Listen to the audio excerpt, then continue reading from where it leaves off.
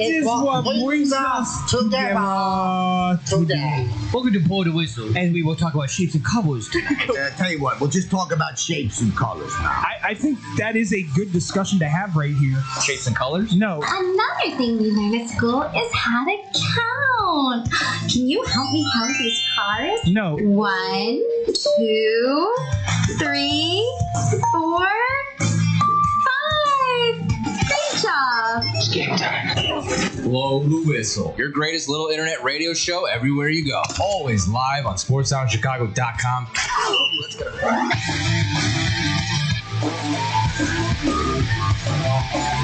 You can't do that. You cannot do that 5 seconds before we're supposed to go on air, damn it. What the hell? Welcome to Blow the Whistle here on sportssoundchicago.com. I'm David Double D Dykstra. I'm here with my guys. No gimmicks, Nick Johnston. Andrew Pepe Valentin.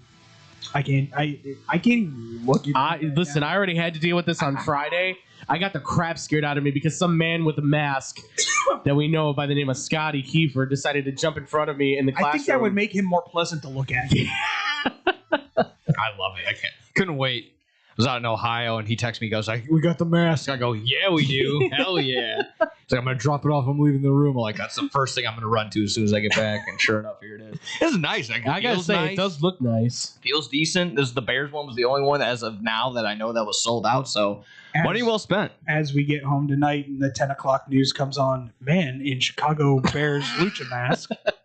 Wrestling random strangers in the streets. It already helps. Like I said, this is going to be a part of my Halloween costume. I'll be a luchador. I told him he should wear it for the wedding. Oh, that'd be awesome. Yeah. Got the spot Which all she figured approved, out, though. Got that locked up. Got the spot figured out. There you go. Could figure out how your entrance is going to look. The entrances are for, she can be like, "Oh, we're going to do that." I'm like, no, it's going to be WWE entrances. I'm picking the songs for each person, and then we're doing the gimmicks. And I'm probably going to have a fake table out there to throw someone through. Oh, that's awesome. Yeah, we're going balls to the wall for the intro. I don't care. That's my only thing that I'm allowed to get in this entire process. I'll live with that. I don't care. We're coming out to Glorious. We're coming out to yes. I love that. The Bobby Roots theme. Love it. I'll let everyone else kind of be like, yeah, maybe I'll do the D-Generation X, and maybe I'll do the other one. It's okay. We'll figure it out. Tequila what too? Yeah. I want Crime Time. So, such a good one. That's a deep cut. Yeah. So, little interesting thing happened yesterday. Something good happened for the Bulls. Yeah. Potentially good. Yeah, well. Let me put an asterisk on that. Oh, yeah. Potentially good. Big time asterisk. As the Bulls get the number 4 overall pick. So now they have the number 4 and the number 15 in this year's draft, which I still think at 15 you're going to get something of quality. I was talking with my dad about this morning, and he said that I guess he heard somebody on one of these podcasts go, "It's not a very deep draft," and I was like, Who said that? What moron went on? This is why podcast equipment needs to be more expensive. What are you talking about? It's being compared to the 2003 draft. 96, 03. Like, this is a game changer draft, potentially. I think what the guy might have been trying to say is it's top heavy. Okay. Where it's the top 4, 5 guys are really kind of considered to be the game changers, and then everybody else is like, they're good, but there's no guarantees. I think 8. You could make an argument that there's maybe 10 to 12 guys in here that from the get-go they can be started. Are we sitting here? I think that's easy to say. Yeah. But am I going to sit here and say the top 12 are all going to be bona fide NBA All-Stars? You can't say that.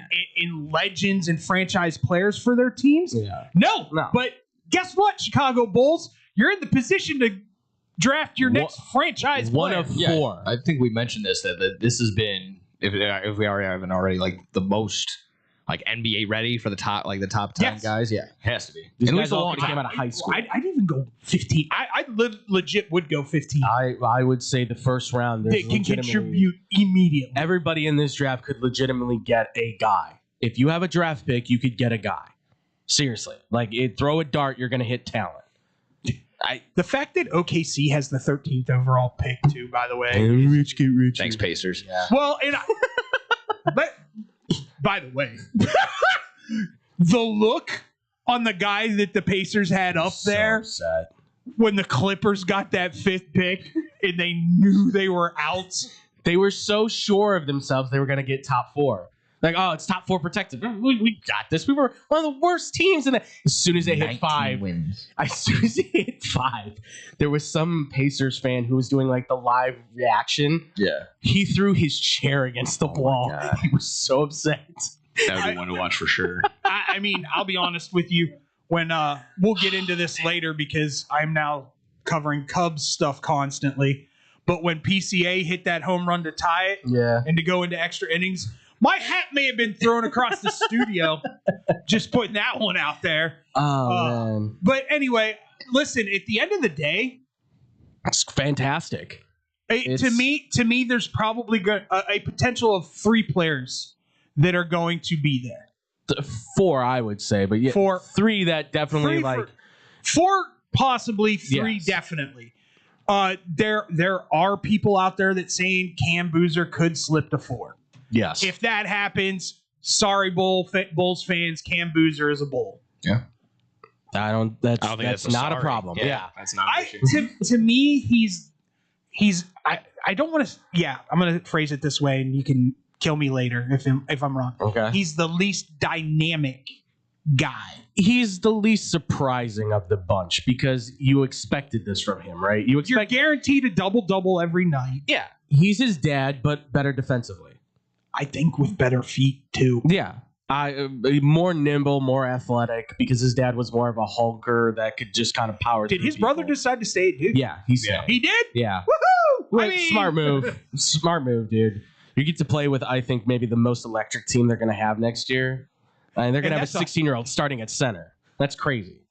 I think the best point that's been made about the Bulls getting the spot that they have is, one, you're going to have the number 4 overall spot where you were already hovering. You're like, oh, maybe get 9. And then Bryson Graham was even like, we got lucky. Straight up, we got lucky. We got what we needed. You're going to have a number 4, a number 15 overall. And I don't want to stretch too much, but you're going to get Noah Essengay back, who was a first-round pick last year. And apparently, from all reports, he's grown now. He's grown from like 6'9" to 7 foot this entire time. He's almost 7 feet, they say. But I would say that's legitimately at 7 feet. So you're essentially getting 3 first-rounders back for next year, which, again, that's not going to turn around and automatically hand you the East or even the Central or anything like that or whatever. Depends on what the East looks like next year. I mean, honestly, this is what. Yeah. I did not have the Celtics going out to the Sixers on my bingo Not card. at all. No. And then the Sixers just obviously laying down and dying. Yeah. We'll get that. We're going to talk about that because ouch. Yeah. As a Philadelphia fan of one team in that town, never thought Literally I would see that in Philadelphia. The only stink I have from the Bulls is the fact that the PTSD of the fourth overall pick again. Yeah. Let's not Pat Williams this. Let's not do this again. Now let me be real with you. Have you listened to anything from the new vice president of basketball operations? No, I have not. I like him. Yeah, I like him a lot. Sorry. I think I heard his initial his press conference. Introduction press conference, but after that, not a ton. He's been at places and scouted a lot of guys who have turned out to be really good. I like his background because he started with the Bulls and then left. I think he went to Orlando and Minnesota, correct? He was with New Orleans for a good hunk of time.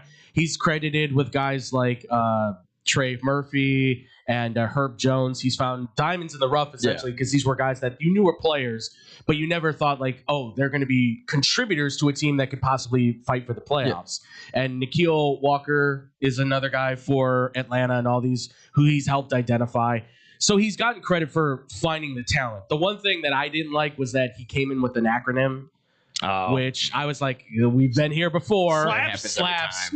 But it's okay because the way in which what he's describing through there is, I want athletic bigs. Yeah. Which is what the NBA is and essentially what you need now to be able to win. And right now at number 4 or even at 15, you're finding an athletic big somewhere. Well, and the guy that they're Listen, I would have poo-pooed over who they're eyeballing right now if I hadn't watched him completely, and I mean completely, take over a game against Duke last year.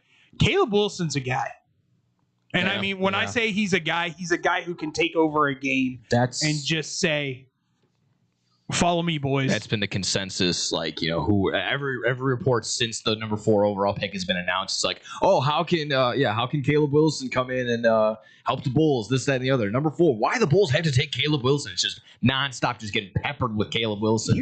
I'm not opposed to it, but I mean, if Boozer does somehow fall, it's a win-win. It's a win-win. If it's somehow a battle between Boozer and Wilson, I still think they've got to look at Acuff. Acuff is, I mean, it's all up to perspective, but he's projected at 7. So I understand that, but that all depends on what you do. Guard. Well, that's the thing is, but what do you do with Giddey? Do they or don't they? Yeah. Why not move Giddey to the 2? Well, it's not even that. It's, do you trade Giddey? Because there's a lot of speculation that they might trade him based on just burn it even more. You just extended him. That's the thing, is you just extended him. But it's the prospect of, can you get back a lottery pick in this year's draft to get back in to get a guard like Philon or a Cuff or any of those guys that would potentially be there? Because the speculation is that he and Trey Jones, pocketed together, could bring back a lottery pick in this year's draft class to somebody that wants to basically get veterans in there. If you're the Bulls, you're trying to rebuild, and that could be a huge part of it. If it came down to getting back into the top 10, and trading Giddey, Trey Jones, and let's say the 15, would you be okay with that? I like Giddey. I do too. I'm not saying do it. I'm just saying that is Trey Jones. Yes, if you can package somehow Trey Jones, the 15th overall, and something else, you can get a first for him. But. Yeah, I think you can get a first for Trey Jones. Everyone needs a defensive guard that can come off the bench like he does and possibly start at the 2. He's perfect for that. I feel like we forget that Giddey's only 24. That's the thing, is that I'm only saying that because there's speculation out there that because Bryson Graham's coming in and obviously he has no connection with Giddey, there's all this rumor talk that he might look to move Giddey to try and get draft capital back for this year's draft.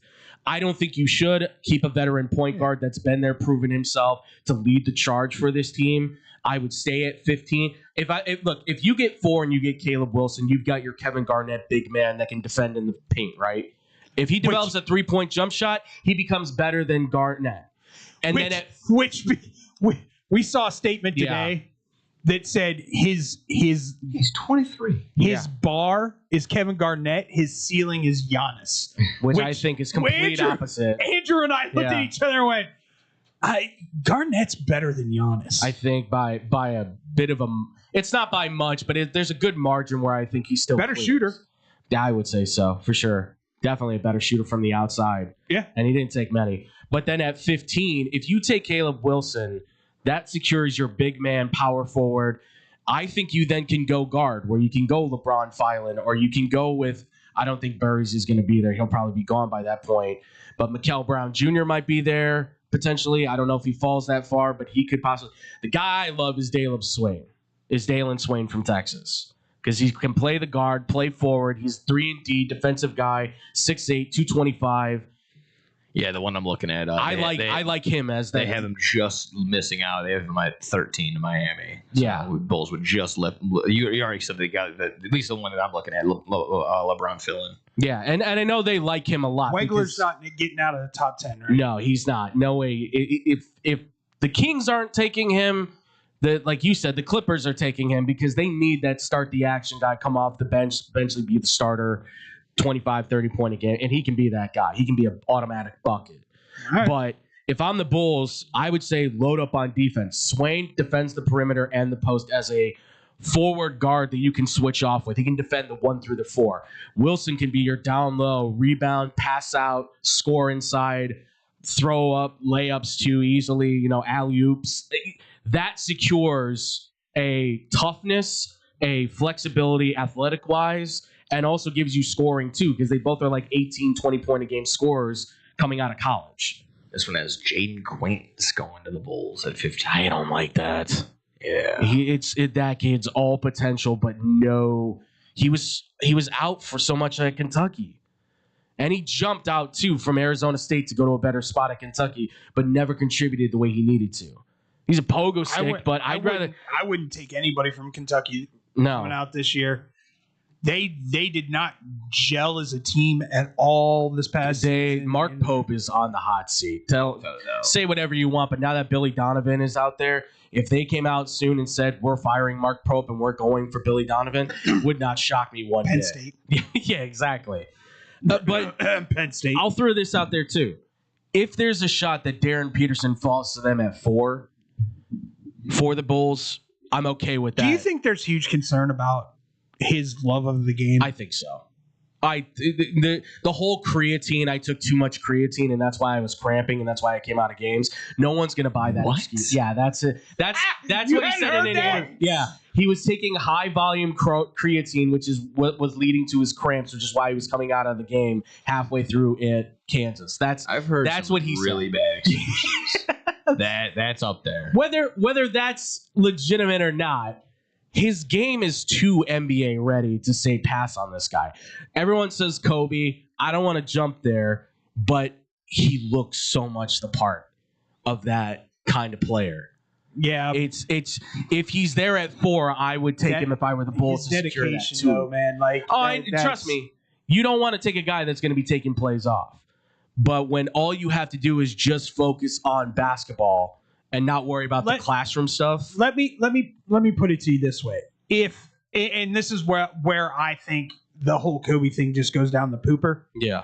If he loved the game the way Kobe did, he'd be a no doubt number 1 overall. He still might. AJ. Maybe he would have played more than half his games this year. I don't know. Mamba mentality didn't seem so lazy. I still think some of that was Bill Self. I truly do. Probably. Well, I still think some of that was Bill Self. The rumor that's now being put out there, and this has only just come up, is that the Wizards are, I guess, looking into what they can do with the number 1 pick. Because if you can get back a haul for which I don't know if you should, but if you can get back a big enough haul, yeah, why not? If you don't think Dabanska's the guy.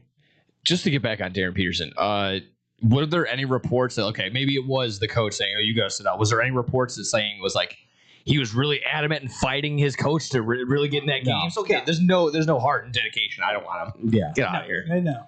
His class of a player in terms of his athleticism and his ability to play. And you know what? That might just be my philosophical, there might just be a new regime, a new mindset coming in now that NIL is out the wazoo. You don't really need to care or play or do anything anymore to make money. The passion for the game in the NBA across the board, even for players that are already there, they don't care. They don't give an F. They don't care at all. So this coming in and asking Wemby does. Yeah, he's that's maybe the only one. one. The Him one. and Anthony Edwards. Yes. They're both in the one series, and that's going to be it. Otherwise, we're getting Shai Gilgeous-Alexander from the free throw line for the next, I don't know, 5 games maybe. I can't watch those games anymore. It's like as the Knicks maybe steal probably 1 game from them in the finals. Oh yeah, 4-1 finals. I want to tear my eyelashes out. Have you not heard? Have you not heard? Mike Brown has unleashed Cat. No, he hasn't. He has not done anything. He's taken the shackles off. No, he's just yeah, exactly. That's all. Someone put a compilation the other day of him just whining and. Okay, so when you guys flop, make sure you. He's the most uncoordinated dude I've ever met in my life. I mean, or ever watched in my life. He's he's a lumbering giant out there when he should be Mr. Nimblefeet. I don't know what he didn't learn with Calipari on how to pivot. The problem is, and I'll say this. Granted, I think everybody's right. It's OKC's to lose. Sure. Unless Wemby decides it's his time. And he didn't get suspended, so. Well, and let's be very honest.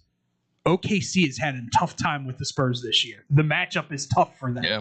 Who can stop? You got Holmgren to stop him, and he doesn't stop Wemby. That's why OKC is probably looking at Mara at that 13th slot, which is sick and disgusting to me to think that you've got 2-7-2 guys ready to play. And he is all over the board, too, because Look, if you like, the thing is, like, if you did get a guard, if he's sitting there at 15, I'd take him at 15 for the Bulls. I would. The only problem is that if you take Wilson and then you take Mara, you're crowding up that low post. That's the only problem. But is Nick Richardson needing no. I'm not. Is he occupying all those minutes down low? I don't think so. I mean, it's just because they do need outside shooters then. Like, I'm okay with Twin Towers, by all means. 7'3" and 6'10", super athletic, and then I'm just going to grab the ball and chuck it out and we'll run the fast break. Sure. I'm all for that, believe me. But I don't even know if he'll be there at 15. Because, you also have to find out who the GM and the head coach are going to be. Because their philosophy might be put Wilson at the 5 and run more athleticism. Because Mara's a guy who works with Golden State or Milwaukee, where get the rebound, pass it out of the rebound, start the fast break, start the action. Because Giannis is probably going to get traded. And I'm figuring if Milwaukee... I'm assuming... Because if Milwaukee's smart, they'll trade him to Golden State for the 11th pick.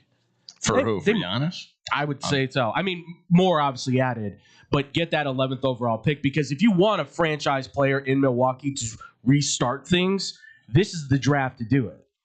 And if I were Milwaukee, I would get that pick. And this way you can say, we can get Mara, and then you can just load up on younger players and fill out whatever contracts you have. Play cheap for a while. And eventually get your star in the next year they're going to have another crop of great players coming out, it looks like. And then the year after that, there's going to be another group of guys that are super bouncy and super athletic that you can work on too. Now, then that obviously hurts the Bulls. But, for the time being, if that's the way you want to play, because Giannis is going to have to leave. That relationship is all but gone. Yeah. Like, there's nothing left there. That's what happens when you get rid of Doc Rivers. I mean... what I meant to say was... that was a good move. Come on. Let's talk real quick. To me, right now, I don't see anybody stopping the Knicks in the East. No. I don't. Jalen Brunson is playing out of his dang mind. And to be fair, I mean, 25-10 average over the last 10 games is ridiculous. I'll argue that the Knicks in MSG with that crowd, they will have for sure the best home field advantage of anybody. Well, if they make the finals. Oh, yeah. If they make the NBA finals. Even right now in the Eastern Conference. You're guaranteed to see every single old school Knicks player show up and every freaking celebrity you'd ever want to meet. I'll take it as far as, like, even if you go to Detroit or Cleveland, whoever they end up playing in the Eastern Conference Finals, New York's going to travel. Like, it's going to be like that game 4 in Philadelphia. It's going to be loud, and it's going to be a lot of Knicks fans. It's so ridiculous. I'll give Detroit a little bit of the edge. I feel like they are a low-key basketball town. Yeah. Like, they do show up and show out when the Pistons are there, but the Pistons have been so Dr. Jekyll and Mr. Hyde. Like, they I don't know. It all comes down to Cade Cunningham. Yeah. Like, he runs the show there, and if he's not on, Tobias Harris is your second best player. Like, I'm sorry exactly. Like, I mean, trust in Asor Thompson, but this is where, like, Jalen Duran's got to step up, and don't forget about Sheen from Jimmy Neutron and Duncan Robinson over there. Jesus, both of those dudes. Like, talk about, by the way, two guys that you need to rely on as 3-point shooters, just absolutely disappearing at times. Yeah. Like, when it's counted for. John Knipple and the Jazz rebound. Exactly. Like, shout out to the playing game. Yeah, exactly. Like, this is like, I think Detroit can give the Knicks a run for their money, but again, it all depends on Cade being superhero, like playing basically 1 versus 5, essentially. What would Cade have to average for them to have a shot? 30. Allen Iverson type numbers. Against 35, something like that. Like, he'd have to have the games of his life. Doubles across the board. Like, anyone have any hope for the Lakers to come back? Oh, no. Sorry. Ask a real question. Come on. My favorite reports have been, man, the Lakers are looking good. LeBron, 28 and this, that, and the other. Thunder win by 30. Like, that's literally been the reports. It's those comments where it's like, and what was it I saw? Like, Fernando Mendoza goes and scores a touchdown, and now the Broncos lead by 28. He's not. Or my favorite, the Chris Paul hits a 3, and now they're only down by 33. Exactly. He's not Batman anymore. He's Robin. He's not even Robin anymore. He needs Luka to be there. He's Green Lantern. Like, he is. Yeah, sorry. Ryan Reynolds, Green Lantern? We're not Not yet there. Not yet there. But we're getting there possibly. The problem is that you don't have Luka, you're not in this game. Yeah. You don't have the best, and he even said it. Look, I'm not knocking the guy. Like, he's right. We don't have the best scorer in the game. We're not competing. Legitimately true. There's only so much LeBron, Austin Reeves can do. And Is that Can't rely on Rui Hachimura. Yeah. was last night the only hope that Minnesota has? I hope not. Elbows to the face. Well, listen, the fact that he didn't get suspended, I think, says a lot for what the NBA is trying to let this series be, which I'm fine with. Like, let it go Game 7. I'm cool with that because these are the best two. These are the two teams who I think one of them's winning a championship. I hope so. Like, I know OKC's still in that hunt, but with how good these two teams have fought right now, they look battle-tested ready. Well, once again, I think you're going to have OKC have a little bit of a GSW run in them. Could be. Where they're in the finals a majority of the time over the next 5 to 10 years. Well, they run deep right now, but at some point, money's going to come due, and you can't pay everybody. Yeah. So I mean, it's been huge. maybe. They're finding ways to sign them all. Yeah. It is huge for the Timberwolves that they were able to split both ends. I know they go back Game 5, a pivotal Game 5 back in San Antonio. Guaranteed another home game with Game 6. So I think they can stretch it to 7. It'd be really hard to go out on a limb and be like, yeah, they're guaranteed to have Game 7 if they go home. Like, no, it's just the Spurs are just so good right now. It's really tough, especially if they're gonna have Wemby. Yeah, he'll have a chip on his shoulder. They'll make so it a big good, thing. and they are so unbelievably young. That is the scariest. Stephon Castle's young. I mean, even De'Aaron Fox is still young. Is like 27 still. Like, he's been in the league forever. Yeah, exactly. What I'm saying is like he's like their Kyle Pitts or something. He's been in the league for like 8 I'm truly years. wondering if He's he 30, heard, right? No, not even close. 25. I truly wonder if he was hearing Angels on High when he heard he got traded to San Antonio. Oh, I'm sure. Wait, I don't need to deal with Sacramento anymore? Yeah, exactly. Oh, yeah, thank you. Well, and the crazy part is that their best guard Damn it! is I'm an Ace fan. their best guard right now is coming off the bench. Like, Dylan Harper has looked every bit the part of that number 2 overall pick. He's 25 coming off the bench is absolutely insane. Because Ron won't let him. Oh, well, that's the thing is like you know, like, there's a clear cut where it's like, yeah, he's an NBA kid's. Like, he's an NBA kid because the moment is not big enough for him. Like, he wants more of that.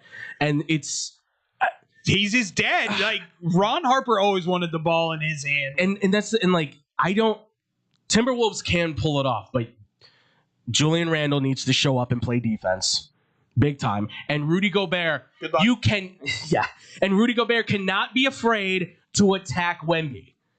You can't. He has had moments where now. Well, and I don't know why that is. You're bigger than him. You're supposed to be Mr. Physical. What is going on? Yeah. To be fair, Rudy Gobert might have something else on his mind right now with that new virus. I was about to say, yeah. Is it on my hands? Yeah. That's why I got this mask. I heard we need masks again now, so I'm gonna get a head start on that. I want this game to go 7 because of just how exciting it is and how fun it's been to watch. The fact that 6'5" Anthony Edwards is like, yeah, I'm gonna pick up Wembanyama. I don't care. I'm gonna guard him, which just looks hilarious. Shooting over him and draining shots, like clutch shots. He's had some great ones. It's just nuts, and it makes me want to get back into watching the NBA more and more. Ant is an anomaly. Oh yeah. Oh, he's one of the faces of the league. There's a reason why people go, is he Jordan's illegitimate child? Listen, he's got that Dwayne Wade-esque, I'm gonna go for it. I'm gonna punch you in the mouth, and he if they weren't holding him back, he probably would have fought. He probably would have fought Wembanyama after Nasri got elbowed because it looked like he was looking for something. But That's the thing. You don't want to give Anthony Edwards like extra motivation. No. He's already out there talking crap to get himself motivated. I feel like he's like a mixture of Jordan, Reggie Miller, a little bit of Larry in there, Jordan maybe. found the most ridiculous stuff to get motivated. Love it. Like he made stuff up. losing golf matches. Yeah. Oh yeah. Tony, Losing bets with the security guard. Yeah, exactly. Tony Kukoc is the new guy. The new guy coming out of Europe. All right, I'm guarding him the entire game. Yeah. I don't think so, bud. We'll show him what it's like to play on the Bulls. It's been entertaining. I look forward to seeing what happens moving forward when we come back. Another 10-game winning streak is snapped and I say again, and I can't believe I'm saying it, but Cubs lose the series out in Texas, and the White Sox take 2 Wild card from spot, the baby. Mariners. We talk about it here next on Blow the Whistle on SportsTownChicago.com. He's right there. It's the bottom of the 7th inning. The last chance to order beer. But we didn't come here to drink beer. We came here to win this ball game. Chicago's so lucky. SportsTownChicago.com.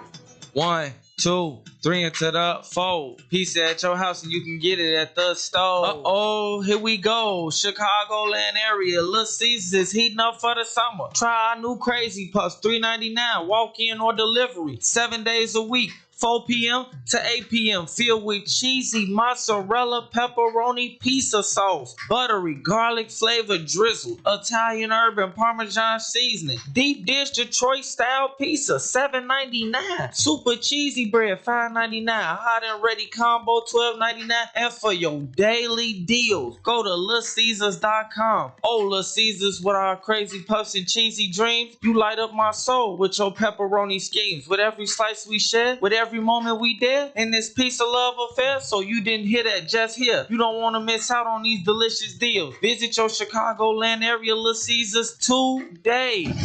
Cheese, cheese, cheese. Nobody does food better than our friends south of the border. If you're looking for delicious, authentic Mexican food in Chicagoland's backyard, check out the Topos restaurant. Try their quesadillas, burritos, or my favorite, the 3-taco combo with steak and extra chipotle salsa. Muy caliente. They even have breakfast for early risers. Topos is the highest rated Mexican restaurant in Naperville on Yelp. Once you try it, you'll understand why. Visit totoposnaperville.com for their menu, special offers, and online ordering on Grubhub. Pickup or delivery. Topos restaurant, open nightly until 8:30, closed on Sundays, located next to the Jewel on Aurora Avenue in Naperville. Experience fresh, homemade Mexican at the Topos restaurant. I got an affordable family-owned restaurant for you that won't cost you an arm and a lamb.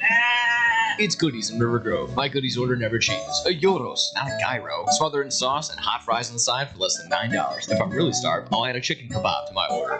Looking for more? Try a juicy cheeseburger, Chicago-style hot dogs, or a toasty corned beef meal. I can walk in 7 days a week, dine with my family, or call 708-583-1700. Pick it up and enjoy it at home. Can't stop in? Not a problem. Goodies delivers through Grubhub, DoorDash, and Seamless. Goodies is located at Cumberland, Belmont, River Grove. Goodies bring authentic Greek food to the Chicago. It's the summer of coffee at Dunkin' Donuts. To reach peak summer mode, you need your summer coffee, like a smooth new s'mores frozen Dunkin' coffee, a refreshing butter pecan iced coffee, or a sweet coconut cream pie cold brew. What could be better than iced frozen coffee on a hot summer day? Nothing. Dunkin' Donuts has all your favorite flavors this summer. So come enjoy the summer of coffee and keep cool out there, kids. America runs on Dunkin'. Price and participation may vary. Limited time offer. Looking for a great bargain? Want to find cool collectibles? Need to get fresh fruit and vegetables for the family?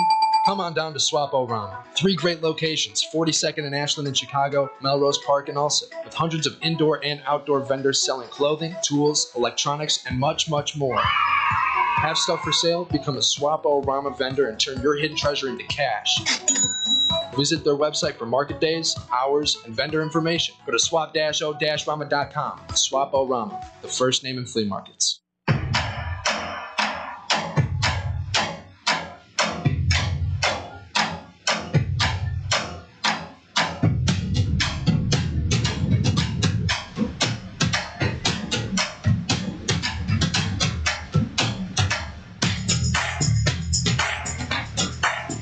Welcome back to Blow the Whistle here on SportsTownChicago.com. I'm David Dykstra. I'm here with Nick Johnston, Andrew Valentin. I will be bowing out after this segment because I've got to go do big boy stuff.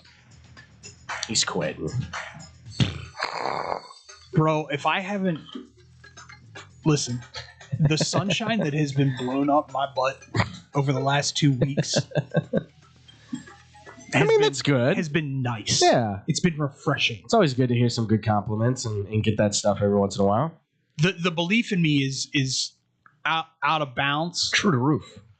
But I also have come to find out that certain people had no idea of what I did at BetMGM at all. Oh, nice. Good. Like logs, and we never touched logs. Yeah. Or had to do live reads, which, you know, Andrew, you've known me longer than anybody here. Yep. What's my biggest fear? I actually don't remember now. It's live reads. Oh yeah, that's right. Yeah, that's right. My brain goes way too fast for me to be trying to read stuff on live. Yeah, when it comes to the radio stuff, it is 100% live reads. I've been there for one. That was the only one I was there for. Which one was it? It was it was when we were at school and you had to do a lot. Like you were doing practice live reads. Oh yeah, it was that. And it was. I think it was probably one of your first, mind you, that. But still, it was like I looked over at Tyler and Tyler just went. He just shrugged his shoulder and went, "Yeah." Dave's Sports Down Chicago updates were never good. Yeah. Never good. There's a compilation out there somewhere. Oh, it's bad. It's so bad. I went back and listened to our first show. I hit the post on the first show. Oh yeah, that's right. I was remember. Like, yeah, huge. That's right. I hit the post. That's right. Because the one compliment you did get from that is, "Well, you hit the post." Dustin was always like, "The information's great. You just can't deliver it." Thanks, Dustin. It's nice to hear. Great. Thanks, Dustin. Guys, does Chicago have two really good baseball teams, or at least above average baseball teams? It's a nice breath of fresh air. Yeah, It's looks nice. like it. As a White Sox fan, you've got to be like, whether or Riding not high. to me, the AL Central is a bad division. Yeah. and yeah, it would be nice to win the division, of course. But for me, I think as a White Sox fan, cheer for just being over the Mason-Dixon line. Yeah, if you're hovering around 500 within these next few weeks, few months, if you're right around All-Star break and you're still, again, you would like to hopefully get over 500 and still can be competing in the Central, which is definitely a possibility now. Everyone's been like, here you go, Tigers, here's the Central. And then it's like, Terry Skubal is going to be gone for the next 3 My months. elbow. Yeah. Well, I mean, My elbow hurt. My elbow feel funny. I feel strange. There's been some weird ones just in the Chicago baseball community that have been weird. Yeah. Matt Boyd going down with a meniscus injury because he was picking up his child. Yeah, he's playing with his children. Yeah. Yeah. I mean, Damn kids. it can't happen. Ruined me. It can't happen. I mean, what was it? I could just see it now. Selfish little 5-year-olds. I could just see it now. No playing with daddy for 100 Yeah, years. exactly. If there probably are because people are crazy. But if you are like asking for those children's heads because your Cubs pitcher is gone, you need to relax. I mean, Yeah, because like I said, I know there's for sure some meatball fans that are like, well, why was he playing with his kids? Well, I don't know. yeah, let's just put him in a playpen and just leave him there. Fine. Okay, cool. Was it Good Quintana? parenting. Was it Quintana that like sliced his hand because there was a knife in the sink and he didn't know there was? Yeah, he went and grabbed it and cut his Someone's hand done open. something like that for sure. I mean, there's been some really dumb. Well, Jorge Posada, what was it? He tore something or he broke his leg playing basketball, pick up basketball or something like that. The worst one wasn't even like playing with. It was the Dodgers pitcher. Like it messed up his esophagus eating salad or something like that. Like it was so weird. It was beyond crazy. That sharp iceberg lettuce takes another person down. I think it was something like that. They said eat healthy, but it almost killed me. Like these injuries can come up out of nowhere. I need McDonald's now. You never hear that from Burger King, do you? I mean, Chad Ochocinco said that's why he ate McDonald's all the time. He's like, you work out right. All these guys are overthinking it, worrying about this. They're counting their calories, eating all the vitamins and minerals, and then they get hurt. And then Chad Johnson's putting up a whole full season just eating Whoppers and filet of fishes. Well, I mean, for God's sake, I love it. What's his name from Seattle? Running back. Oh, Marshawn. Marshawn. Oh, yeah. Skittles on the sideline they're going out of style. He's got him. He's like making chocolate chip Skittle cookies. I mean, the classic saying: you can't pull fat. You can pull muscle. You can't pull fat. That's very true. Love that. That's very true. Fat everyone. No, I mean, just circle back to the White Sox. Yeah, I mean, absolutely. Well, I mean, you got an all-star first baseman. Yeah, dude. I'm gonna name my firstborn Munetake Murakami. Like, I don't care. It's between Munetake Murakami or Bucky Irving's rookie season. That's gonna be my child's first name. We'll figure that out when the time comes. Oh, but as of right now, for that one. between Murakami, What'd you name him? Nick, Bucky, Murakami, Johnston. Yeah, exactly. It rattles off the tongue. See, Japanese, not even close. Not even close. I think what is it? There's a Saint Murakami. I don't know if you know this or not. And I wanted to add: has the Japanese culture in Chicago kind of embraced Murakami? I believe so. Well, I don't know exactly to the extent of that. I know when they were doing some team building stuff, Murakami did bring him out to a almost like hibachi Japanese style restaurant. That was one of the big ones. And like I said, it's all coming together because now the White Sox have a natural. They were talking about this early in the season. They have a natural home run celebration. They're bringing out the wand. They're bringing out Mike Vassal's wand. Yeah, stuff like that. They were looking for something natural and something cool. So that's building. You're seeing that turn the corner. So for all those fans, they're like, "Oh, you're celebrating sub 500 wins." It's like. No, we're just finally celebrating decent baseball being put and pieced together. Yes, a rough start in Milwaukee. I don't know how many more times I can hear that at the beginning of this year every time a radio broadcast wants to break down the White Sox. Oh, it started off so bad against Milwaukee. Okay, that was 2 months ago. A lot of teams started bad this year. So they're kind of piecing it together. Miguel Vargas is playing his ass off at third base and hitting the ball at the same time. Colson kind of slowly gotten out of the slow start, his slow rut. He's figuring it out. And Murakami, I mean, again, hitting the cover off the ball would be nice if he's got one double so far. Maybe he can get some more. He might pull a Schwarber and have more home runs than singles this year. Also, there is another Montgomery down at AAA that had a pretty good start. He's so good. 3 hits, 2 of them doubles. Like the way he swings the club of the bat, the way where he'll be in that lineup is like at the 4-hole or the 5-hole, and he can just clean up there too. Like you could have how long before he gets called up?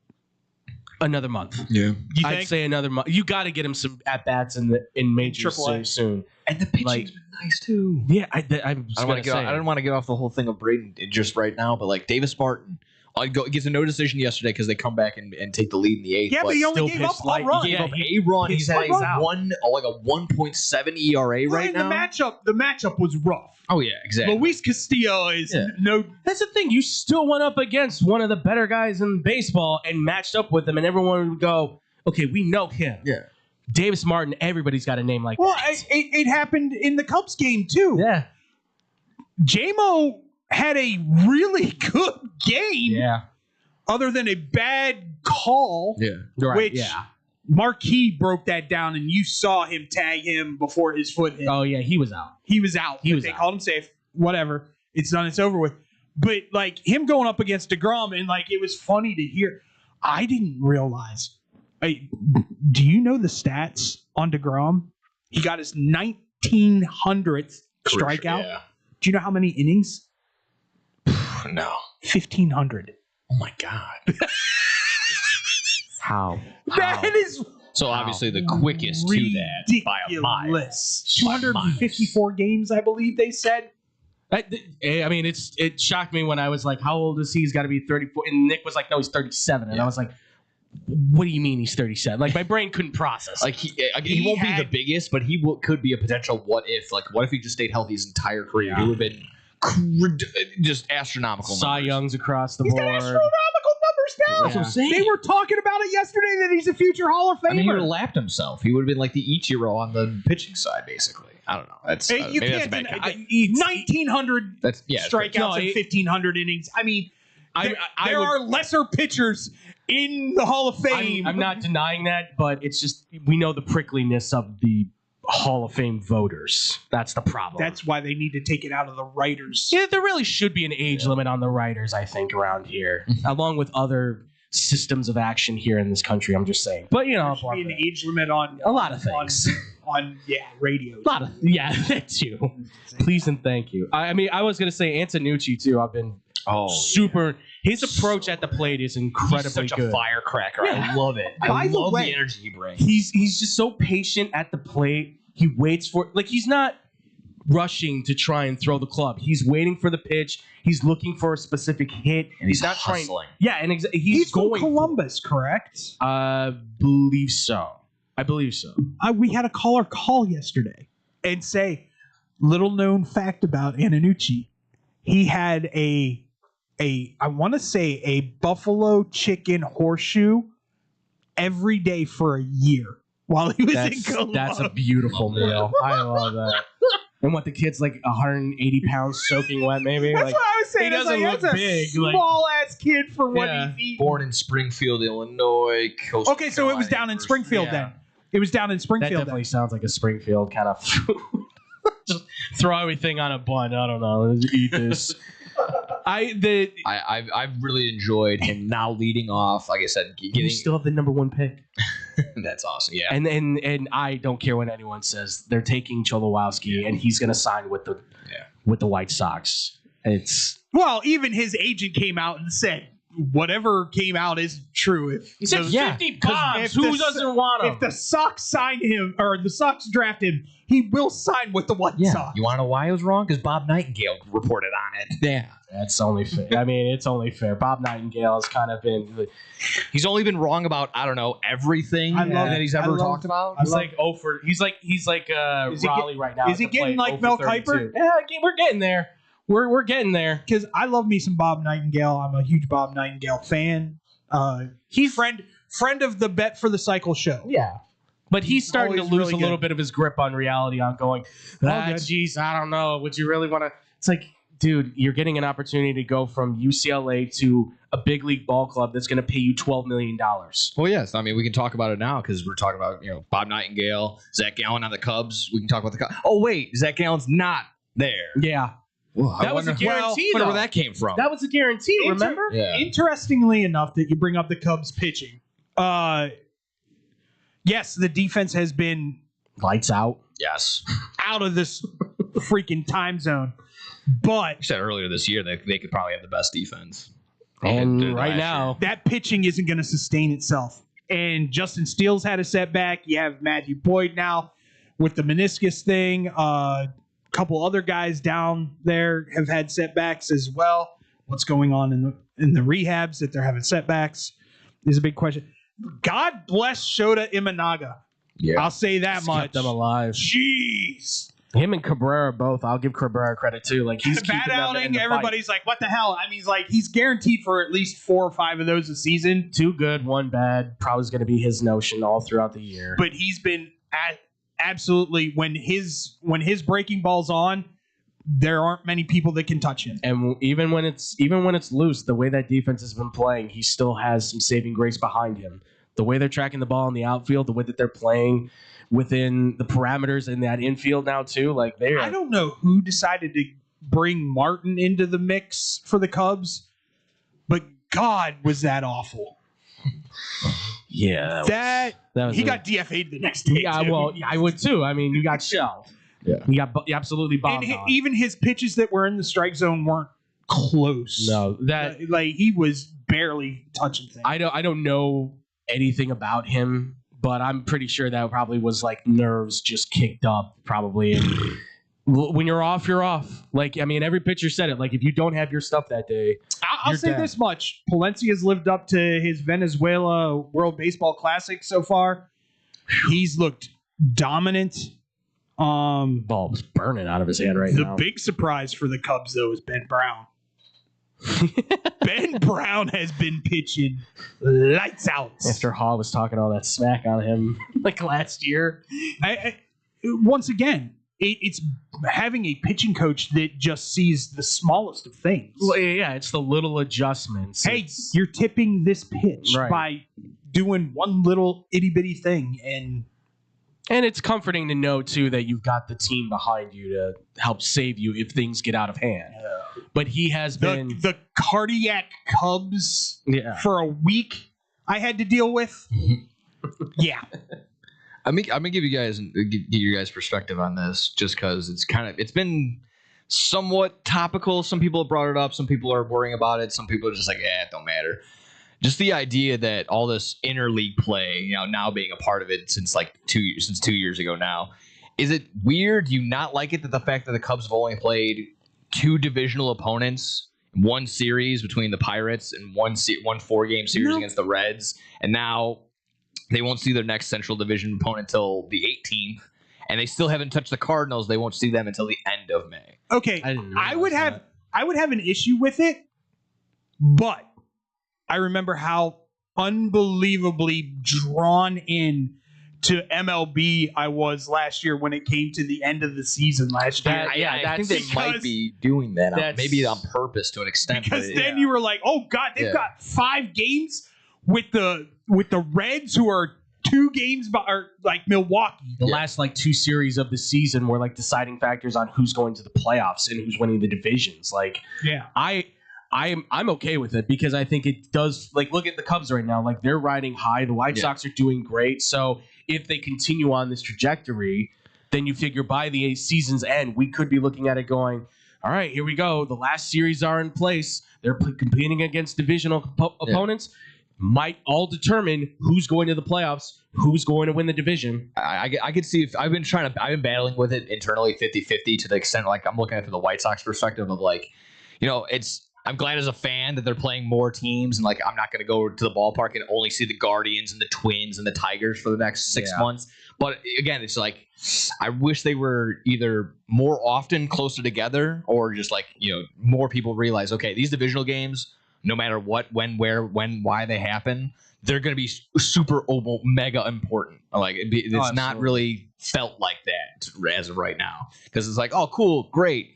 The White Sox are getting wins, but it's like they're getting wins against the Diamondbacks and they're getting wins against like, the Padres, who they don't really see all the time and won't be seeing until maybe October at the end of the year now. So I'm 50-50. Like I said, I like the variety, but I feel as though like now divisional games aren't seen as like important, even though they're crucial. And like I said, winning a series now in May might be the determining factor when it come October. No, I think that's a good point. Real quick, because you and I aren't going to be here on Wednesday.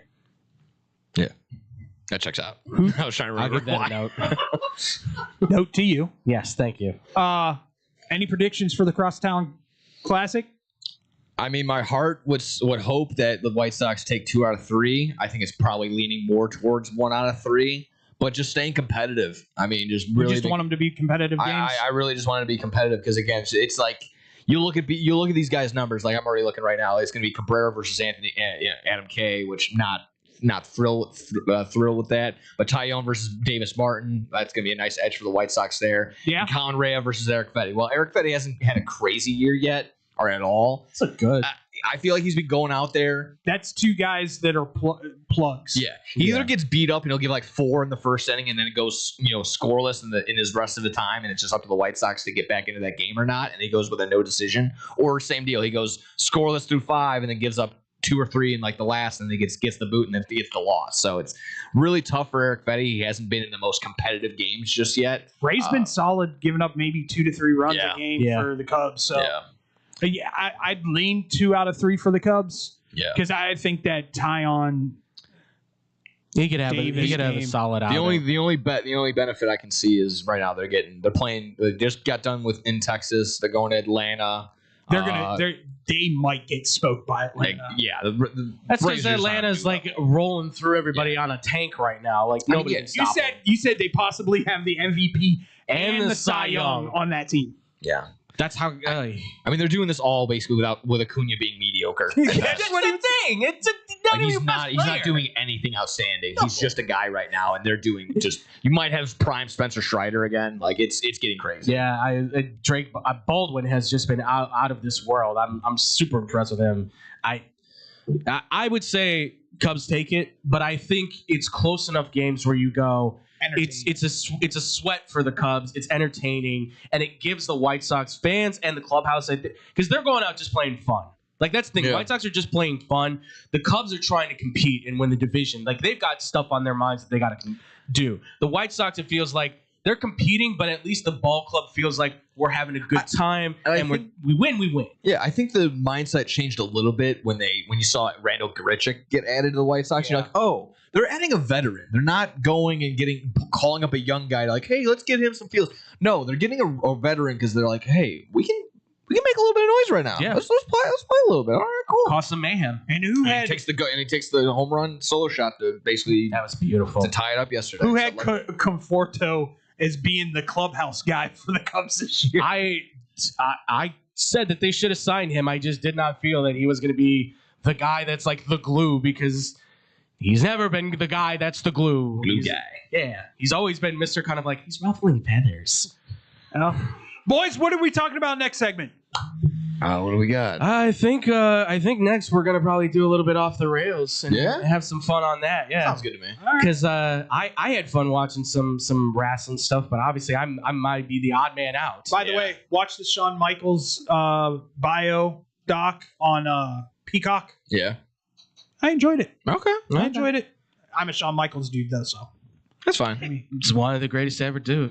I mean, they did dive into the Montreal screw job, and I quickly his perspective just before on you sign off. I got to get your perspective on this one really quick. Yeah. The guy from Russell Talk, I think his name is one of the European guys. I forgot his name. Ali kind of brought this up on his podcast.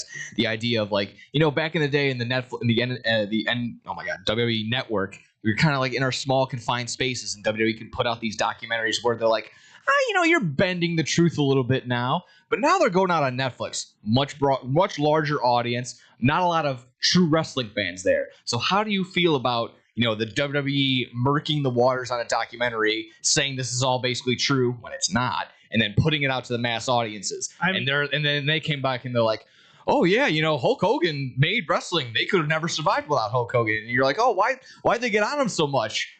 Maybe because he's a little racist. Not so much of the Trump stuff. Maybe just because of the pure racism. But I don't know. That's me. I just want to get your thought on it. Well, if you watch any Netflix doc, it's fluff. Oh yeah. Yeah. Of any kind of controversial thing.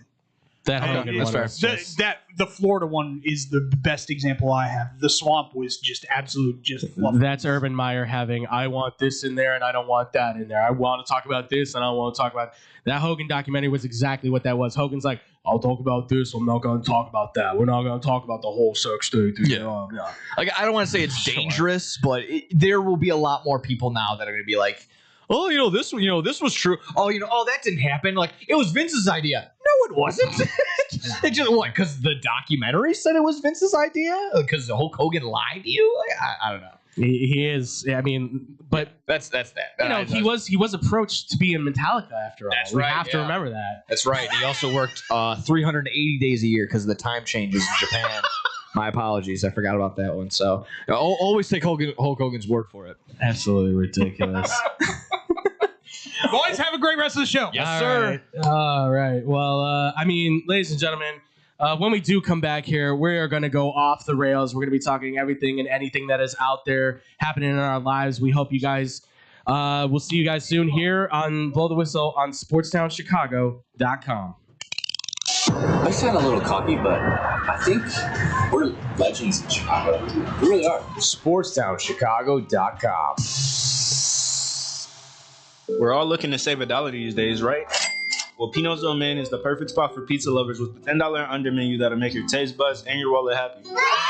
Fried chicken sandwiches, just $6. It's so good I had to start working here just to eat it every day. That's not all. Grab 2 large one-topping pizzas with extra cheesy goodness and a 2-liter soda for just $26.30. Plus, order online to get 5% off exclusive deals. Family owned and operated for 30 years. Open 7 days a week and until 1 a.m. on Fridays and Saturdays. Check them out on the corner of North Main and Willoughby. Pino's on Main. Oh my God, I need some Pookie's crack cake. Pookie's crack cakes. Yeah, girl. You ain't never heard about the best crack cakes in Chicago? They're right there in the Bronzeville area, right at 105 East 47th Street. They're moist, delicious, premium homemade cakes made fresh daily. One bite and you're addicted. They got the caramel cake, butter pecan praline, and red velvet. Ooh, and don't forget the strawberry lemonade and a chocolate Oreo dream. They're open Wednesday through Saturdays, 11 to 6 p.m. Sundays, 11 a.m. to 4 p.m. and they're closed Mondays and Tuesdays. Early arrival is highly recommended. First come, first serve. They give out tickets at 10 a.m. Just mention you heard it right here on Real Girl Talk Radio and you'll get a free butter cookie with your purchase. Make sure you follow them on Instagram and Facebook at Pookie's Crack Cakes. Girl, where you going? I gotta go get my crack cake.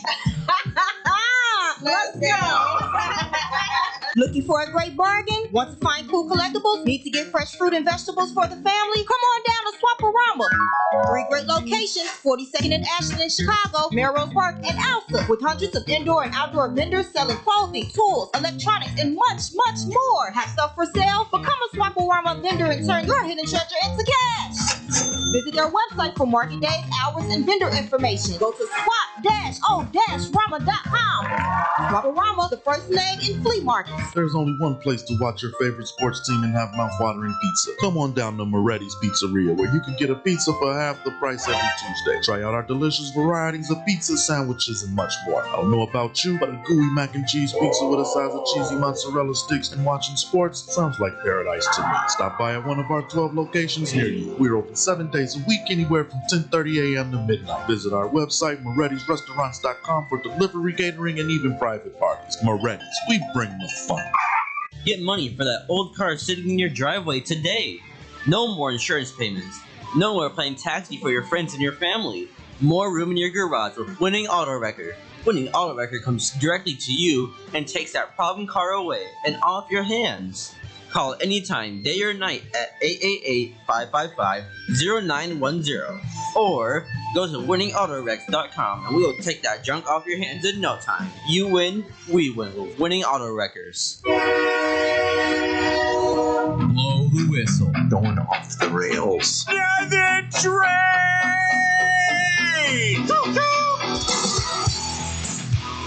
And welcome back, everybody, here to Blow the Whistle here on SportsDownChicago.com. And that's right, ladies and gentlemen, we are going off the rails, ladies and gentlemen. David Double D Dykstra gone now. He had to go do his thing, but still here. Andrew, Pepe Valentin, No Gimmicks, Nick Johnson, and now we have our man Adam Slim Schneider Schneider. There you go, ladies and gentlemen. So we are back, this trio dynamic duo, and yeah, off the rails time. This is where obviously you guys know it. We talk anything and everything we want, sports, non-sports related, all that fun stuff, ladies and gentlemen. And as we usually do on this subject, we usually talk a little wrestling on here, kind of get my moment to try and shine. I'm still a neophyte in the business, obviously. I'm trying to get into it. But thankfully, I will say, thanks to you, Nick, and David, and even seeing Scotty's rise to passion on it, I've definitely started to deep dive into it more. But we had a big pay-per-view. We had Backlash. Had Backlash, ladies and gentlemen. And, I personally walked away from it entertained, shall we say? I'll say entertained. I know there was certainly mixed reviews going on through a lot of people, but before I get to my perspective on it, I would like to just know from you, what were the highlights and what did you like and how did you get to that conclusion that you liked it? I got you. I mean, like I said, I was entertained by it, I should say. I would say that. Yeah. I was thoroughly sports entertained. I was sports entertained might be the right way to put it. So I liked Osaka and Io. Yeah. That was probably the best match of the night. Asuka versus Io was incredible. I even love the fact that they were able to embrace and everything. I know they've had that very rich history. There's a lot of great matches they've had and all that stuff. So they're thinking that Asuka might retire. I've seen or that not too. Retire, but that might have been her last match in WWE. Last match in WWE. Yes, which if she goes to the other company, I think she's going to flourish. I mean, it might. I don't think it'll be with AEW. I think it's go back to Japan. Might be going back to Japan. Okay, that was the report with Kairi Sane. That was the whole reason why she left in the first place. Oh, she wanted to go back. Yeah, I think they reported that she wanted to leave, so they're just like, okay, cut. Cut. I mean, I wish they would have waited a week and they could have, had it follow through on Backlash. But in all honesty, this is a better ending for that. No, absolutely, and then fantastic, best match of the night by far. Again, entertained by the Danhausen Miz match. I know, silly, gimmicky, goofy. I'm not a fan of the box thing. We can maybe kind of put that to rest a little bit. But like the cloning machine? Yeah, the cloning machine thing was really... That almost took me out of it, but I like the Minihausen thing. But by the way, is it fair to say that I don't know who that wrestler was that was Minihausen? El Torito. Oh, okay, that's who it was. Yeah, the El Torito from the. Fair to say he might be a better wrestler than Danhausen? Yeah, 1,000%. Yeah, just figured. You're not just going. Wanted to confirm that because I saw a lot of people saying that, and I was going, yeah. Looking back at the match, the dude definitely was carried the whole thing. Yeah, 100%. He out-wrestled Kit Wilson, The Miz, and Danhausen all in a matter of 3 minutes. Which he's a third their size. I mean, that's impressive. But I walked away from it still being like, it was fun. But I agree with like what you said too. We were kind of talking offhand. Maybe not the place to do that match. Maybe more so kind of a Raw, SmackDown spot. Not exactly a pay-per-view type of thing to do this Saturday. Again, I always see it through the money side now, especially with WWE and TKO. It's like, if I'm spending $500 to get in the building, if I'm spending thousands of dollars to sit anywhere close where I can actually see these guys. You probably travel to, I don't want the comedy Santino Marella-esque match being, basically just short of the main event. Right. Like, I don't like that. I don't want it. I get it. I hear the argument. I'm completely fine with it. Like, oh, you can't just have constantly serious wrestling all the time. You got to have a little bit of gimmicky and fun stuff. I'm like, yes, but at the price point. Yes, that's the asking thing. me to get a new subscription and watch ESPN, which again, the first 2 matches were free on ESPN, and then you're only paying for the last 3 matches. Which again, I feel like you're actually genuinely paying for that. Like, I'd be almost mad. Like, I'm only what am I spending this extra $20 a month for? Right. Why justify the price point then if that's the case? But, exactly. Outside of that, I mean, I did think Roman Reigns and Jacob Fatu was fun. Like, in just in terms of like 2 guys just really just beating the hell out of each other. I had fun with it just watching them like just throw what felt like they were throwing a lot at themselves, like the kitchen sink and then some. It really felt like they were trying to go for it. So in terms of like A for effort, let's say like that, like they were truly trying to, it didn't all look clean all the time. It wasn't always like the most like, ooh, enjoying that's the special. El Torito picture. Yeah. Oh yeah. I mean, I just want to say one thing real quick. Please. I have not seen a wrestler of this size carry a fully grown man. Oh yeah, looking like a shortened T. Oh yeah, yeah, man. That is impressive. Absolutely, I'm telling you, man. It caught me off guard. I'm gonna try and give you almost like a in a court. They would kind of break it down in words of how this match kind of broke down. All right. So El Torito or Minihausen, excuse me, has a spot, and he's about to attack Kit Wilson, the man you see right there. Okay. However, Kit brings out a mirror as Minihausen is about to curse him. So it stops him in his tracks. Oh, deflect. Exactly. Yeah, It would then exactly. deflect. So what happens then after, I think they somehow scramble and they get out of the ring. All right. They walk all the way down the ramp. Kit Wilson throws Minihausen into the clone machine, which is how we even got Minihausen in the beginning. And out come about 6 more Minihausens to come and attack Kit Wilson and invade the ring. It was all the other Minihausens. Yeah, all the other Minihausens that were from the WrestleMania spot, also into this Backlash spot. Like I said, if I wrote out the description, you really wouldn't believe that this is a wrestling match that's happening. In front of you. It very much feels like a comedy act through and through. All like, coming together after what the fire extinguisher spot, and then So it goes from it goes from badass wrestling matches with big names to this.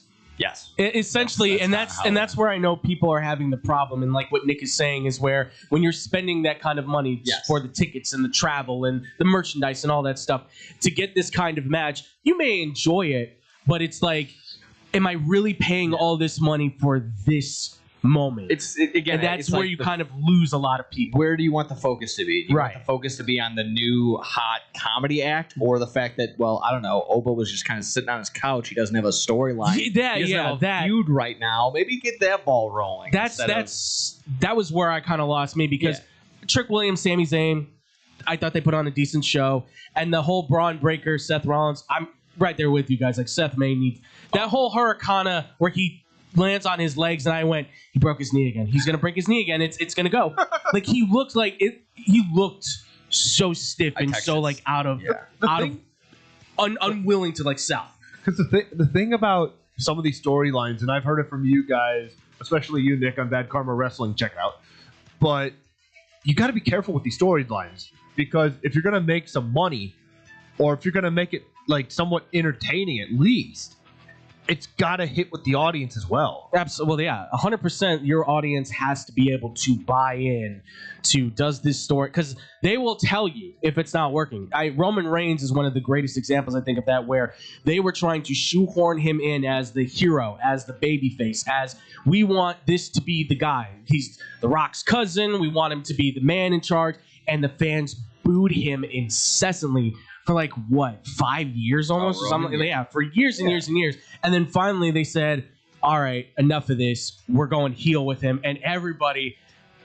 He flipped and maybe becomes one of the best storylines they've had in a long time, by far. Like, the fans need to be able to get on it, and that's why it's so unfortunate that the company, TKO, that owns WWE right now, seems to be very unwilling to listen to the voice of the people, and more so to the voice of the cash machines.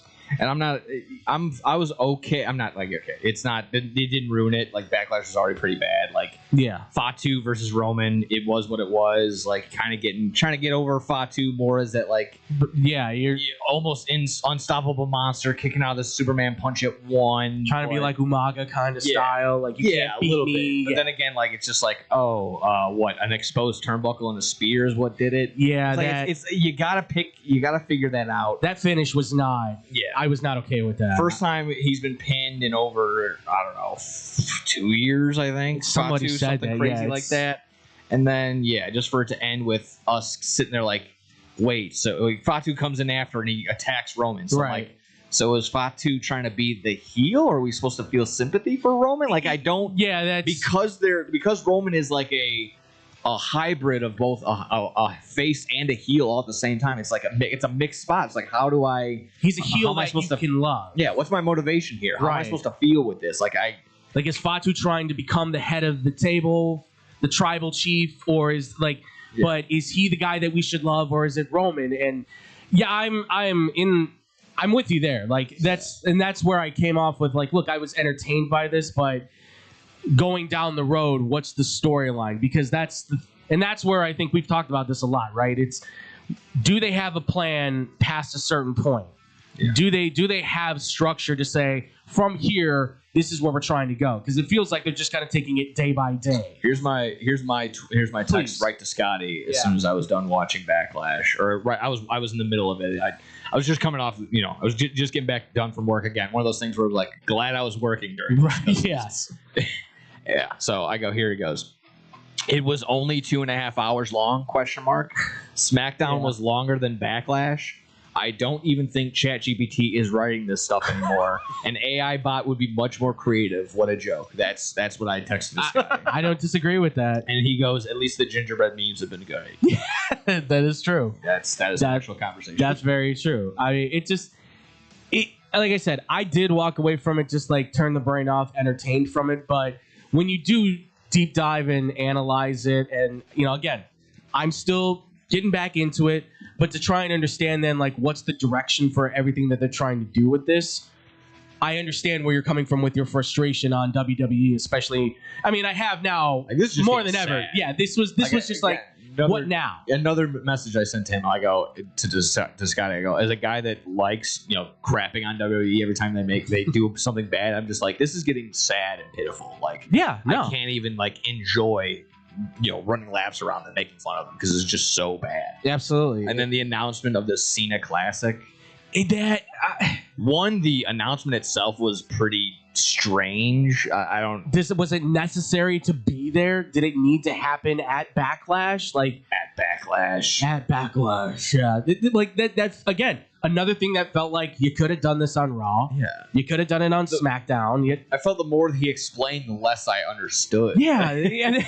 He goes, and not only are you going to vote, they don't even have to win. You just need to feel their spirit. Like, so again, so is it just going to be all the wrestlers just getting all their stuff in, and that's going to be the goal? Yeah, is it just like a move machine, or like whatever you want to call it, like Spot a move fest? off? Yeah, Spot Fest. There you go. That's what I'm trying to look for. I just, for the first time, fans will be heard. He felt like Cyber Sunday. He felt like one of those dudes that you see at a conference where he's like trying to motivate you.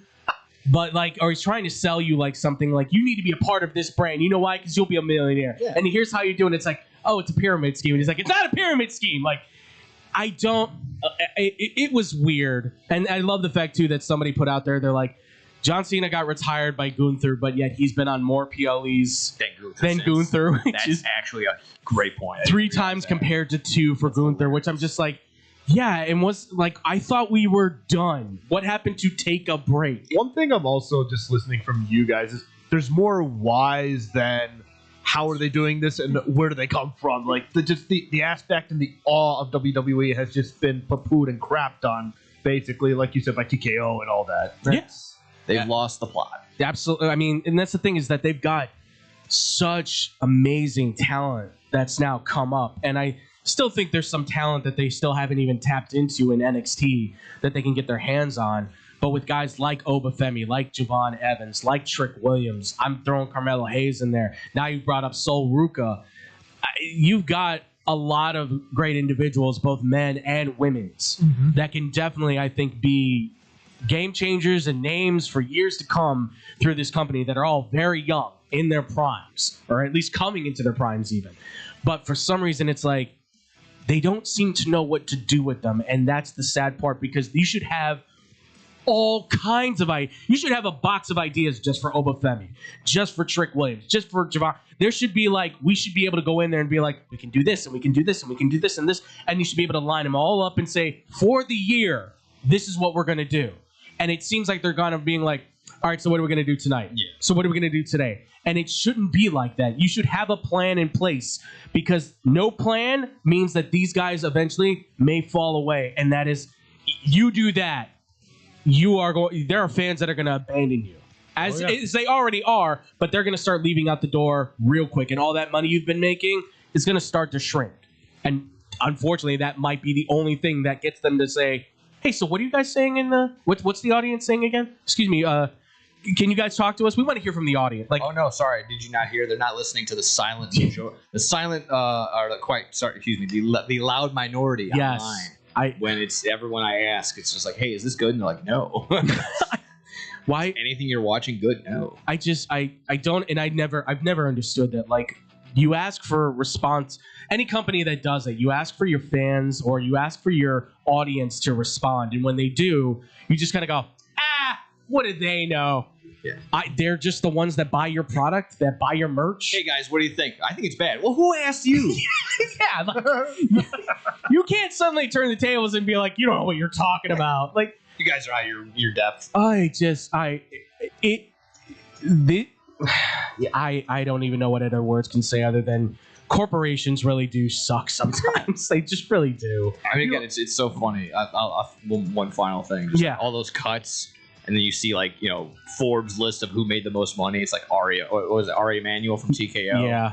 $70 billion, and he's last year at $18 billion. I saw so it. Yeah. What he's gained is almost 70%, well over that, almost 200%. Yeah. of his income from last year into this year. I saw Kevin Nash was talking about that. He mentioned some other guys too in TKO. But yeah, it's time to cut all the talent, cut house shows. Oh, of course. Make sure that families can't afford tickets. Yeah, like that. Yeah, we'll just let New Day walk away because they're not happy with their position. We don't really need them. No, breaking records left and right for attendance and revenue and all that. Sorry, we can't. We're TKO likes to keep the money on the field. There you go. Yeah, it's in the ring. It's all in the ring. It's so tone deaf. And where's my dollar for soda? Yeah, it's over. It's over there in the corner. It's left corner. I mean, and this is why. Again, we've said it before. Is AEW ever going to pass up WWE? More than likely, no. But in terms of a product, it's been light years ahead by far right now. They are killing it in every regard. So I'm sad to see, but again, if you could turn your brain off and just ignore all the extra stuff, I think you can be entertained. That's what I did. It's when you can ignore everything we just talked about for the last 15 minutes and find the positive out of that.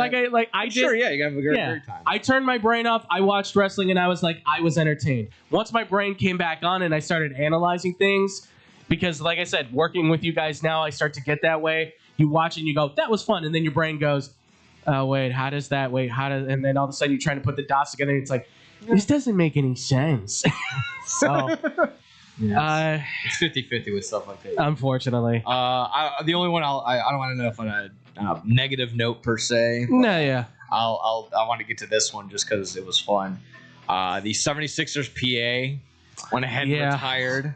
They made kind of not a big thing about it, but it was brought up in the broadcast. 28 years as their PA announcer.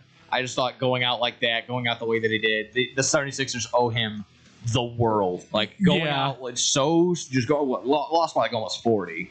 Wasn't in that game at all. Wasn't in that series at all. Not even close. I think they were somewhat close in game 3. Maybe only lost by like 10 in that one. A little bit, but it still didn't feel like it was anywhere close. So they cut to this guy, middle of the third quarter. Like I said, down by 1 million, and he is just he's calling, he's doing PA stuff, he's talking, but you can just tell he'd rather be anywhere else. Oh, of course. I feel so bad for again Matt Core, the PA announcer for the 76ers, went ahead and retired. I feel so bad for the 76ers. Give him one more game, right? Give him the season opener for next year, and then whatever. A chance you to can't wave, go out like that. You can't go out like that. That's such a bad one. I don't know. That's a rough one to be able to say, like, which I'm sure he probably told him, like, hey, look, at the end of the season, whenever that is, I'm retiring. It is just like a bad look that, like, of all the nights for that to be the thing that you announce, it's when they are absolutely getting decimated by the Knicks. And then I did see the picture before we came on here. I'm like, he just like you said, he looks like he'd like, I'd rather be at home right now. Like, yeah, it's something like I'd rather be watching paint dry. I don't care. It felt like he should have been the Bob Uecker moment in Major League where he's got the whiskey next to him and he's just pouring it into the cup over and over. Like we got another shot made by, oh, good, Maxey made another one. They're only down by 35 now. Great. If you guys were in any position like that, are you like, oh, good, bad, or ugly, I'm retiring, or like, you know what? No, I want to go off with a really good game. Like, I'm not. I might give it to like the beginning of the year. Like, I'll give it the opener. Yeah. To say like my goodbyes to the fans. Win or lose, you just get a chance to be able to get a nice send off and wave it off because he is beloved there. I know he's a beloved part of the community and the team and everything, but that's just not the way you should have it. Like, find a way to go out on a higher note. Again, even if the 76ers don't win the home opener, right? You just get a chance to be able to say goodbye, thanks for everything, appreciate it, love you guys, wave it off. I could not have that 30-plus point loss be the moment where I'm just going, so, honey, now what are you going to do with your retirement? I don't know. Like, I just feel like you're going home angry. I would be just livid. I would too. Honestly, yeah, I would too. I mean, I wouldn't even want, personally, me, I wouldn't want the home opener only because if you're gonna play like this year going into next year, let's just say, like, do you really want to have another 30-point loss home opener? Oh yeah, yeah, I would tell the team. I would just straight up tell the team and be like, I'm leaving after you guys have a really good game. It doesn't even be a great game. Just give me a win, and that'll be my last game. Yeah, a win at home, and then I'm done. Yeah, well, wave goodbye. You can do a little ceremony. I'm finished. I mean, unless you go 0-82, that would be terrible. Yeah, well, oh my God, imagine that. I mean, well, the 76ers may surprise us. I mean, they surprise us by making the playoffs and going this far. I'm surprised to have a Bobcat start like 0-14, 0-15, something like that. Only if you've got a Michael Kidd-Gilchrist. Oh yeah, that's true. That's the only way that happens. Yeah. I mean, the prized possession of Michael Jordan's. So, like I said, I just felt so bad for the guy. Didn't know his name until yesterday. Now it's all I've been talking about is this bad court I mean, again, looking at the face, it is just hilarious looking at this man that's like, yeah, I'm not even going home. I'm going straight to the bar after this. Like, I'm like, that's the face of like, nope, can't do it. Gonna have to go for a drive after this one. That would be, again, one of those. If I found out, if I'm on the team, I would personally go up to me like, I'm so sorry. Yeah, like, 100%. I can't. We can't let you go out like that. Come on. Yeah. And the craziest thing is that PA announcers go on for years, even after that, even 20 years, like 40. 50. The Yankees. I mean, look at the Yankees who unfortunately just passed away. No, he's not. He's thinking his 50. I want to say. He's 66. 60, okay. That's not bad. That looks good for 66. You can still get some good numbers. Yeah. You can still go to probably. And now when you're with the Sixers, apparently. Yeah, well, every time he retires now, they're going to do this where they just like completely have a huge blowout. Maybe do PA for his grandkids' high school games or something. Get blown out. Just every time he's like, I'm coming back. We're going to get you that win. And just every time, I'm retiring this time, blowout loss. I'm going to retire this time, blowout loss. Like every moment's just going to be like that. It'll be Joel Embiid sits, Paul George's hurt. Tyrese Maxey just can't hit a shot. I'll just throw this in. Saw the Michael movie. How was it? I thought it was really good. I think that they've got a potential. Saying Oscar Academy Award may sound like a stretch for a biopic, but it was good enough. And I don't remember exactly the name of the actor who's portraying him, but probably the closest thing I've ever seen to like you're getting Michael Jackson down pat, like mannerisms, speaking, all like they put it all in there. Again, it's a little bit sugar coated because it's the early days of Michael Jackson. We're not talking about the later years that obviously were very controversial, but it is probably one of the best biopic movies I've seen in a long time. Jafar Jackson, yes. Michael Jackson's nephew. Yes, he did absolutely crush it out of the park. Everything right down to even the dancing. I was very impressed with. I'm somebody who watched Step Up, so I watched Channing Tatum dancing on a car back in the day and everything. So watching this, the choreograph on this should win an Oscar by far. And then I'm really excited to go see the next Mortal Kombat movie here. Nice. I've heard nothing but great things about it, even though I'm sure it'll get bad ratings from all the we're the experts in movies. I don't care, Roger Ebert, you're dead. I want to see blood and guts. I want to see people's heads get popped off, spines broken. That's my Mortal Kombat movie, and everything I've heard is it's exactly what you're hoping for. Did you buy the Michael Jackson bucket? That's just a hat. It's a Michael Jackson hat. I saw that. No, I didn't. I did not. I'm sure. Yeah. Absolutely. Oh, you guys should have seen the Fantastic Four cup. That was like $80. These novelty cups are just ridiculous. I didn't watch the episode yet, but I did hear the boys. They make fun of the whole, AMC like. Oh, did they? Yeah, like they actually have Nicole Kidman come in as a cameo, do the whole thing. They have the Deep as the popcorn bucket, so it's just like it's like the Wolverine one, which is just like his mouth wide where the open. Popcorn's popping. Yeah, that's fantastic. So yeah, like I said, I haven't watched the episode or haven't watched really anything from this season yet. Yeah. But they went ahead and they're like, that's amazing. Like, yes, dude, I still have cups from what was it, The Hobbit, Desolation of Smog, that you got from like the Marcus Theater, that were like the novelty cups they got you. If you got the large cups, you got the novelty plastic cups. I still have those that like hold like a gallon of pop, which nobody needs, by the way. You don't need that much soda. Unless you're a collector, bro. I mean, that's impressive. But it's like, well, that was also when they were only like, I think $10 probably at that point, maybe 15. Like now, I'm sure those cups are probably $30, $40, and I'm sure it's resale prices probably bump them up to probably like $60, $70, which you don't need them. Nope. You do not need them. I don't need a novelty popcorn bucket.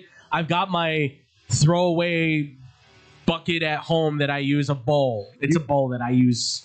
You wanted to take a wild guess at how much the Galactus popcorn bucket is? Oh, I don't. I'm gonna. $150. No, you gotta be kidding me. On eBay, right here. You've got to be kidding me. $150. Hey, the bonus, it's free shipping.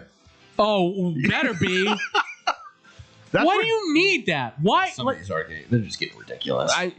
This collector stuff this is the getting. one I was looking at too. Well, I was gonna say this too for Off the Rails, because I know we brought up Pokemon beforehand.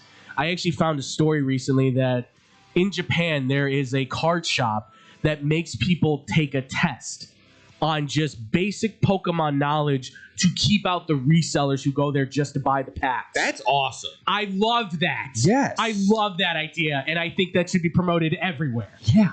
That is amazing. Right. It's basic stuff. Like, you need to know, like, what does Squirtle about? Like, it's like basic knowledge like that. If you don't know that, they will not let you in the shop. That's awesome. I love that. I was enthralled by that. I've been seeing that. I've been reading more about like all the with all the concerts and stuff like that. There's like straight up like some countries just don't even have like a VIP section because Well, there's this whole thing now going around that's the blue dot virus or whatever now. That's concerts are getting. But they're getting canceled because the prices are being outrageous. Like we've talked about, bots are buying them and they're reselling. Well, we've talked about the whole like WWE and TKO and all that. The prices for those things have been insane.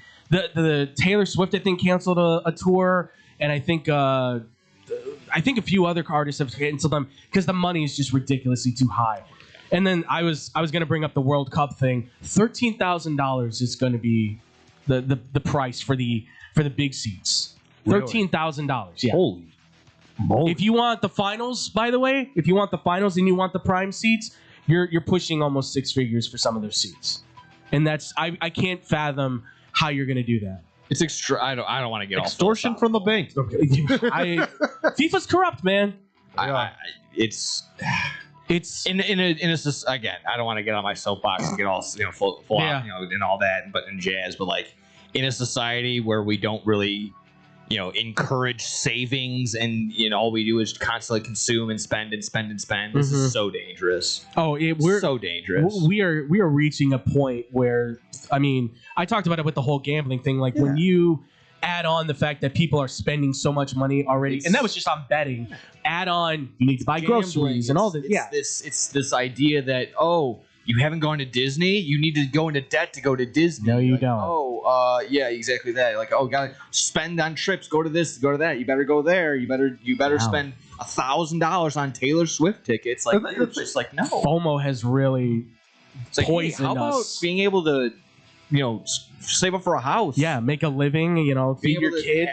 Help maybe like get into a college savings for your children eventually. Something. The thing about like some of these things is that these are earned. These are earned, and a lot of times you see these adults, or I shouldn't say just adults, but a lot of like people, young, like our generation, where they're just like, oh, we got to go. And Andrew, exactly like you said, FOMO, and I have just a little bit to the extent of like wanting to do a lot of things, but like spending thousands upon thousands of dollars is not just unacceptable, but with the way the prices are today, and especially with how expensive just alone how groceries are, you're really going to consider going to like Ibiza, or you're going to go to Greece? Yeah. Unless you find like a phenomenal discount, but that's on them, on anyone else. But it's ridiculous. You're going to really like, God, like, come on. We need to survive, and in order to do that, you cannot spend on frivolous things unless you obviously have that money to do it, which is fine, but that's why you see the very rich and the very powerful are the ones that are able to do that, not the common folk who are going like, well, why are we in this situation? It's like, well, because you spent $13,000 on something you didn't need. I see that guy all the time that does the auditing on people like, online. Yeah. Basically just short of calling them idiots every single time. It's just like, yeah, of course I went into debt. Like, I had to go get the Super Mario Brothers Universal experience. Yeah, of course. And you're just sitting there like, you have a child at home. Yeah. Like, I told the story on X-Bomb. I said, my brother works at the casinos around here. Guy walked in, won $50,000. I mean, this is gambling again. $50,000, won a jackpot, cashed in, right? And at the same time, he gets himself banned from the casino. Because that's something that you can do, so you make sure you don't go back in because you have a problem. $225,000 in debt. And if you're wondering what he does, he's an elementary school teacher.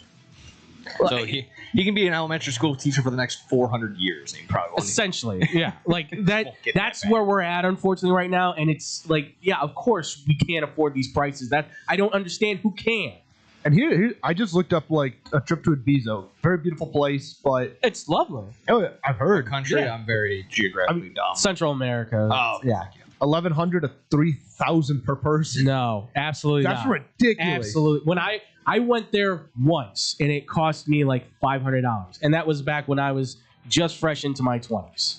And I was lucky, I think, then, because I've seen the astronomical pricing on it went through the roof. Because last time we checked, I didn't know it was that high, but last time it went up to like a couple $100. I'm like, I can't afford this.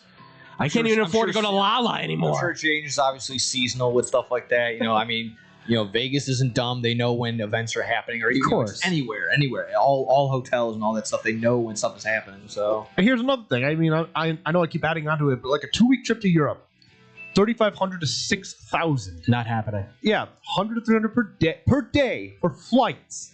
What I mean, oh my God, under $1,000 per day. No, absolutely. And again, I think we mentioned this. Like, if you're going out anywhere that's out of the country, you're going to be there for 2+ weeks just to get your money's worth. Easily.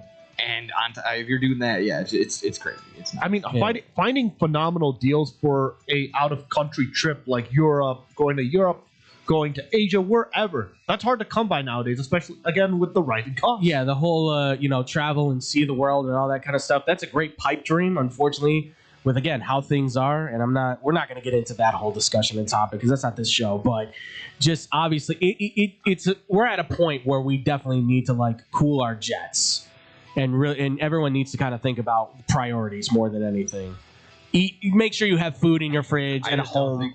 This next generation of kids that are infiltrating and going into Scientology buildings, you really think they're going to have the wherewithal and the morals to really sit down and hunker down and save up. I don't think that's happening. Yeah, that's why if I do ever have kids, I am making sure like I'm gonna give them the proper like you can grow up in this era, but I'm treating you like how my father kind of gave me. Sometimes when the times that I even like come across like high schoolers or guys that are just coming out of high school, right, around 20-ish years old or whatever, like it's like talking to someone from a different planet. It's not even like it's not even apples and it's apples and bowling balls absolutely. I just want to. I know I keep bringing up like the cost, but just I'm gonna end it with Chicago by itself. $1,200 to $3,120. Oh yeah. Gee, I mean, to live in the city now is just it's always been fairly expensive, but the way that now because of the development that's been there to get an apartment, because I've done that where like you just kind of scan through apartments and just be like, these are nice, how much? And you go, huh?